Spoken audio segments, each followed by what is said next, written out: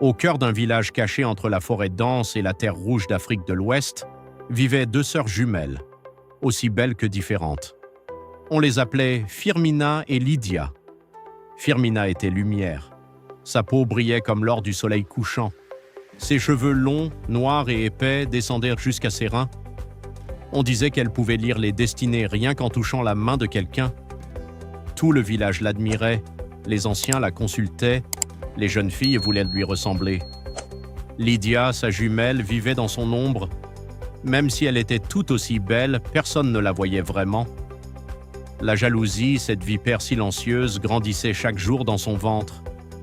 Un soir, au marché, un jeune homme osa dire devant tout le monde « Firmina, tes cheveux sont la couronne des ancêtres ?» Ce fut la goutte de trop. Cette nuit-là, pendant que le village dormait, Lydia se glissa comme une ombre dans la case de sa sœur. Firmina dormait profondément. Avec des ciseaux volés au marché, Lydia elle coupa sauvagement les magnifiques cheveux de sa jumelle.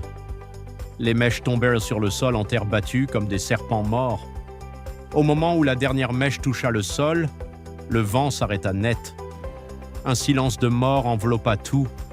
C'est alors que la forêt se mit à gronder. Le lendemain matin, Firmina se réveilla sans force. Ses cheveux ne repoussaient plus. Pire, sa lumière avait disparu. Elle ne voyait plus les destinées. Elle était devenue une simple jeune fille, fragile et malade. Lydia, elle, se sentit d'abord puissante, mais très vite, une peur glaciale s'installa dans sa poitrine. La troisième nuit, alors que la lune était pleine et rouge comme du sang, Lydia fut réveillée par une voix venue de nulle part. Une voix profonde, ancienne, qui faisait vibrer la terre. « Tu as brisé l'équilibre, tu as coupé ce qui ne t'appartenait pas, viens dans la forêt. » Tremblante, Lydia marcha jusqu'à la lisière des grands arbres. L'air devint glacial. L'odeur de terre mouillée et d'encens ancestral envahit ses narines. Soudain, elle apparut. La déesse Niaré, gardienne des jumeaux et des liens sacrés. Grande, peau d'ébène brillante, parée de pagnes blancs et de perles d'or, ses yeux étaient deux étoiles noires. « Tu as volé la lumière de ta sœur, » dit la déesse d'une voix qui fit trembler les feuilles. « Que veux-tu maintenant » Lydia, terrifiée, tomba à genoux. « Je voulais juste qu'on me voie. Je voulais être aimée comme elle. » La déesse sourit tristement. « Alors tu vas payer le prix. » Au même moment, leur mère, Amara, apparut en courant dans la forêt, essoufflée, les pieds nus dans la poussière rouge. Elle avait suivi sa fille. « Prends-moi » cria Amara. « Prends ma vie, ma force, ma lumière, mais épargne mes filles. » La déesse regarda longuement la mère. Une vie pour une vie, un sacrifice pour un équilibre. Amara s'agenouilla devant sa fille Lydia et lui caressa le visage une dernière fois. « Pardonne-toi, ma fille, et pardonne à ta sœur. L'amour est plus fort que la jalousie. » Un vent violent se leva. Un flash de lumière blanche aveugla Lydia. Quand elle rouvrit les yeux, sa mère avait disparu. Firmina, au village, se réveilla en sursaut.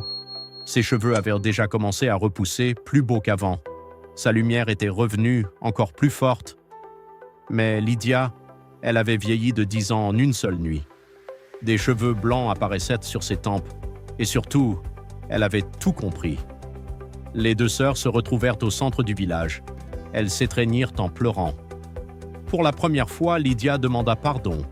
Firmina lui pardonna.